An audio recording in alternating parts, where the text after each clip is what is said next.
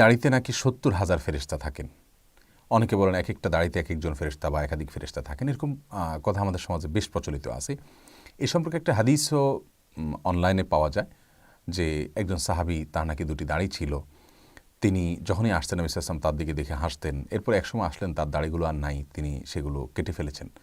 নবী আলাইহিস সালাম দেখে বললেন যে, কী ব্যাপার, তোমার দাড়ি নাই কেন? তিনি মন খারাপ করেছেন। তখন লোকটি বললেন, ইয়া রাসূলুল্লাহ, আপনি হাসেন দেখে আমি দাড়িটা ফেলে দিয়েছি, আমি মনে করছি আপনার ভালো লাগে না। নবী আলাইহিস সালাম নাকি তখন বলেছেন যে, তোমার দাড়িতে দুজন ফেরেশতা ঝুলেছিল, আমি সেজন্য তাদেরকে দেখে হাসতাম। এই যে হাদিস নবী সাল্লাল্লাহু আলাইহি ওয়াসাল্লামের দিকে সম্বন্ধ করে করা, এই হাদিসটি আপনার অনলাইনে অনেক জায়গায় দেখা যায়, কিন্তু এর কোনো ভিত্তি খুঁজে পাওয়া যায় না। যার কারণে আমরা বলতে পারি এটি ভিত্তিহীন একটি কথা।